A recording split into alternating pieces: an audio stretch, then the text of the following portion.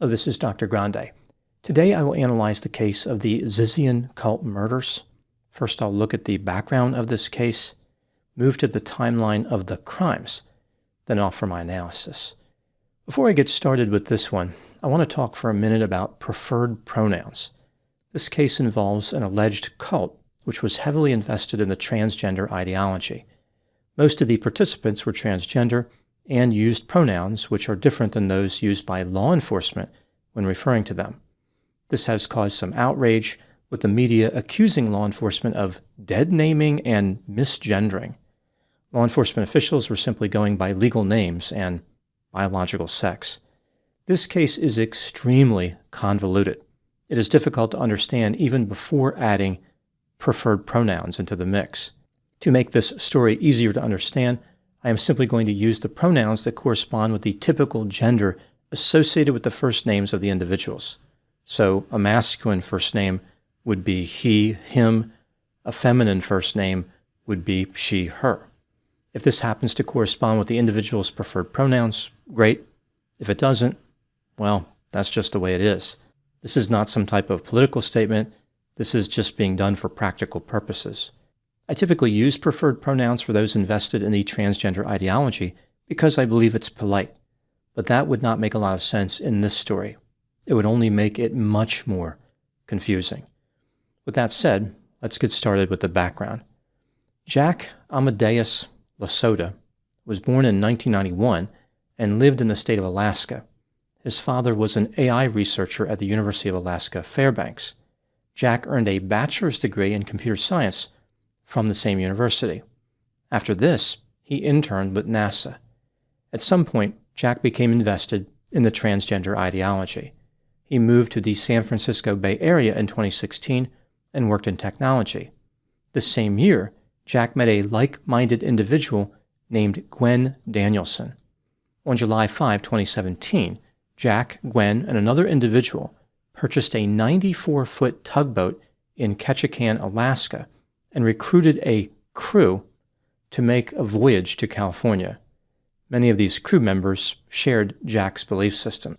One could argue that they were his followers. On July 8, the tugboat arrived in Pillar Point Harbor in Half Moon Bay, California. The idea was that Jack and his followers would live affordably aboard this tugboat, which had been built in 1945 and was in disrepair. Not surprisingly, Jack's master plan did not work out too well. The tugboat leaked oil into the harbor, and the three owners were sued by the government. The Coast Guard proclaimed that the boat was an imminent threat to the public health. In response, Jack and his followers started living in box trucks in the harbor parking lot. At some point, the group met a man named Curtis Lind. He had a boat in the harbor as well. Eventually, Curtis sold it and moved to a trailer yard on Lemon Street in Vallejo. This is 54 miles north of the harbor.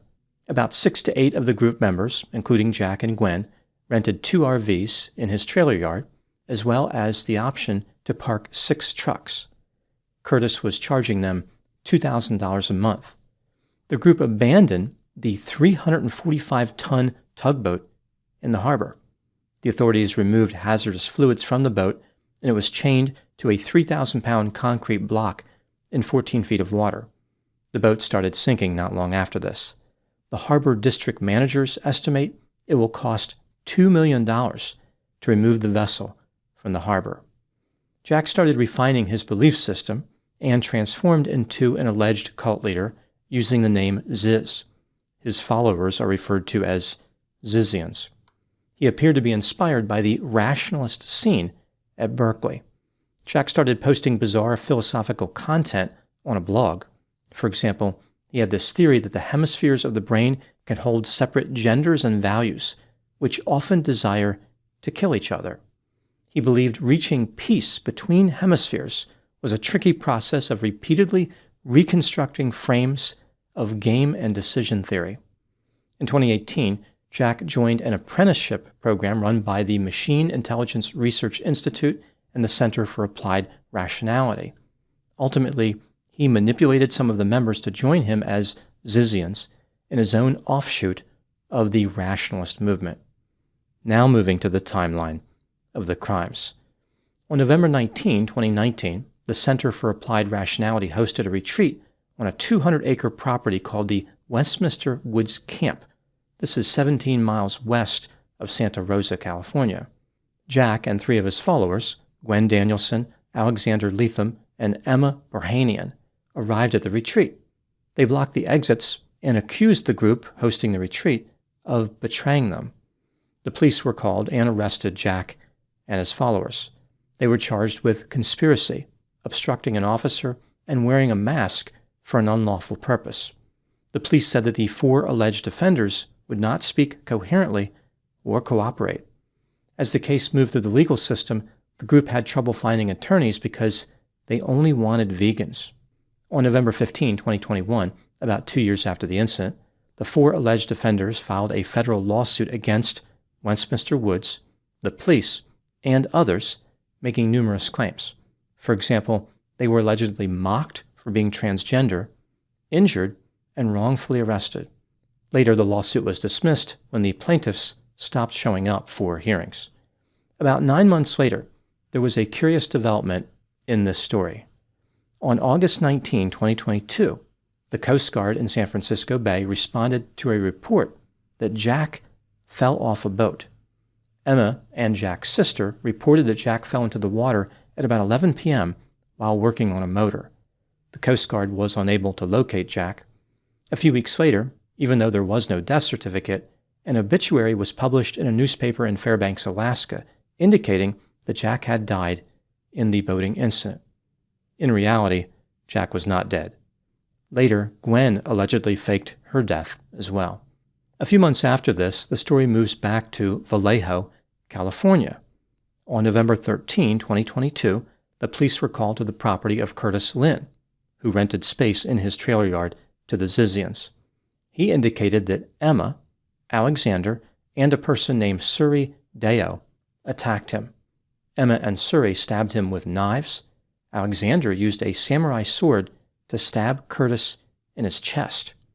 During the attack, Curtis lost an eye. Curtis managed to produce a firearm and shot Emma and Alexander. Emma did not survive. Alexander was wounded. Alexander and Suri were arrested and charged with attempted murder in connection with the attack on Curtis and murder in connection with Emma's death. The police are essentially saying that Alexander and Suri caused Emma's death. They attacked Curtis, and Curtis was defending himself when he killed Emma. At some point during or after the attack on Curtis, Jack was on the property. He was never charged with a crime, but he was taken to a police station. The police said that he faked a medical emergency and was taken to a hospital. Not even 2 months later, another serious crime would be connected to the Zizian cult. On January 2, 2023, a 72-year-old man named Richard Zacco and his 69-year-old wife Rita were found murdered in Chester Heights, Pennsylvania. This is in Delaware County, Pennsylvania, which is a county that borders the state of Delaware. The police determined that Richard and Rita had been shot in the head on December 31, 2022, New Year's Eve, while searching for their daughter Michelle in a hotel room near the Philadelphia International Airport. The police found Jack LaSota. He pretended that he was dead. Even in his mugshot, Jack kept up the charade.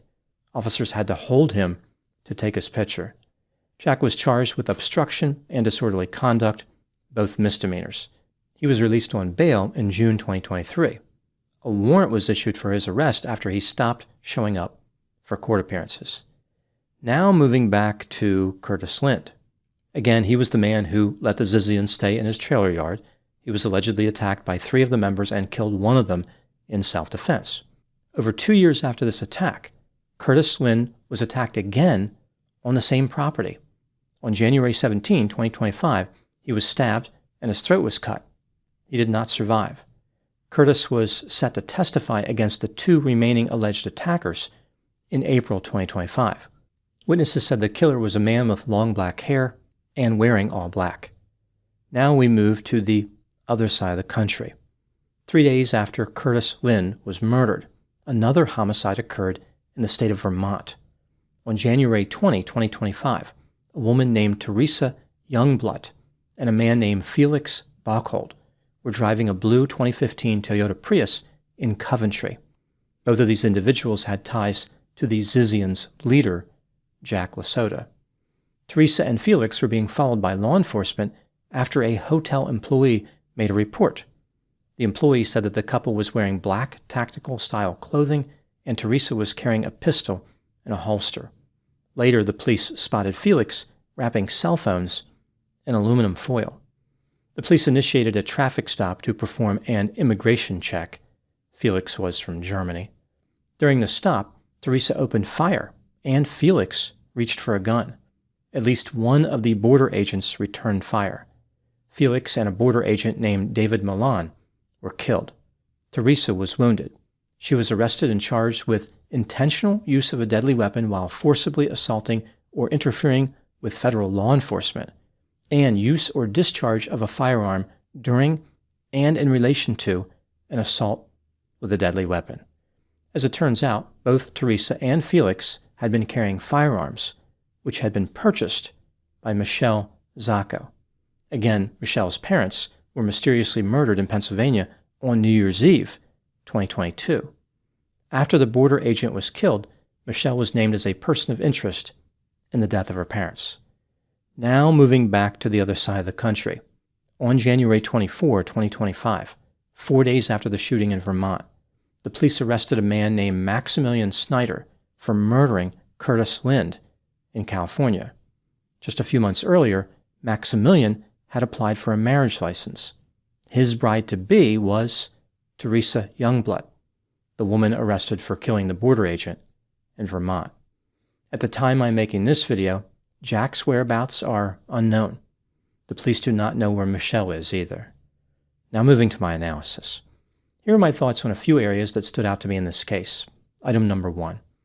As I mentioned earlier in the video, this case is incredibly complex. One way to sum it up would be this.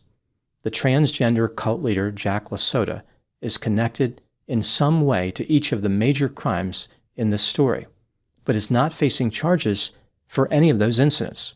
Again, he is only facing misdemeanor charges after being found in that Pennsylvania hotel pretending to be dead. Item number 2, Maximilian Snyder, the man accused of murdering Curtis Lind, released a manifesto. His mission is to end the human consumption of animals. He referred to the animals as his little brothers and sisters and implied that saving them was critical to the world. He doesn't appear to have any particular allegiance to the Zizians. In my opinion, Maximilian probably murdered Curtis and did so to prevent him from testifying against Alexander and Surrey, but of course, Maximilian maintains the presumption of innocence. Item number 3, Alexander is still facing charges for causing Emma's death and for attacking Curtis. He has been having an unpleasant experience moving through the legal system.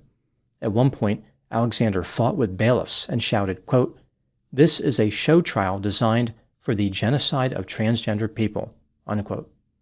Item number 4, Jack had an unusual philosophy for his Zizian cult, which was focused on brain hemispheres and sleep deprivation.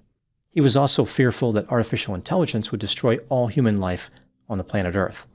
His blog included articles with titles like My Journey to the Dark Side, Vampires and More Undeath, Punching Evil, Self-Blackmail, and Engineering and Hacking Your Mind. Jack encouraged his followers to, quote, reject morality, never do the right thing because it's the right thing, never even think that concept or ask that question unless it's to model what others will think, unquote. Another key part of Jack's philosophy involved the superiority of transgender individuals. Both Jack and Gwen believed that transgender women were intrinsically gifted. Jack had a fascination with Star Wars. He sometimes wore a black robe like a Sith Lord from the Star Wars movies. When he lived by the harbor, the employees referred to him as Jedi Jack. Item number 5, what do I think happened in this case? This is just a theory, my opinion. Jack Lasota developed and embraced an unusual philosophy and managed to get other people interested. He attracted people into his cult who were similar to him. They already had extreme beliefs. It's not clear if Jack was really a cult leader in the sense of teaching or manipulating his followers. Rather, he inspired them to act on their current beliefs. Jack unlocked their inner antisocial behavior and supplied his followers with an excuse to act on their propensity for chaos. He managed to do this without being particularly charismatic. For instance, his tactics involved faking his own death and playing dead when being arrested. For most cult leaders, being alive is an important part of their mystique, but not for Jack. He was fine with slipping into the shadows. The people Jack attracted had already adopted extreme positions before meeting him. However, many of them were on track for success before becoming a Zizian. For example, Teresa studied computer science and computer software engineering. Maximilian studied computer science and philosophy. And Felix worked in New York City, earning over $500,000 a year. Some of Jack's followers gave up a lot to embark on an antisocial adventure. I guess the lesson in this case is when someone adopts an extreme belief system, it doesn't take much to motivate them to take extreme actions. Even if Jack qualified as a cult leader, he certainly was not a sophisticated one. His followers didn't need much of a push to travel completely over the edge. Those are my thoughts on the Zizian Cult Murders. Thank you so much for watching. I'll talk to you soon. One disturbing element that has come out of this case is the reaction by the media. This case involved 4 murders. It's pretty serious.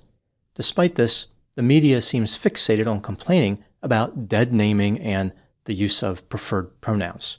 So they're saying people have been misgendered, and this is really almost the worst thing that could happen in all of society. I can appreciate that they want to argue everybody should have their chance to promote their political beliefs, but it seems like the mainstream media is simply trying to verbalize every thought that comes into their minds. They don't know how to read the room. Sometimes a story is so heartbreaking and terrible, it's okay not to promote a political position for a few minutes. It seems like a distraction, which will only alienate potential supporters. People don't want to hear about dead naming and misgendering when they're burying loved ones. This type of tactic represents a misplaced priority, which shifts attention away from key issues like justice for the victims and preventing more pain and suffering. When people talk about how the media is disconnected from what normal people believe, this is a great example.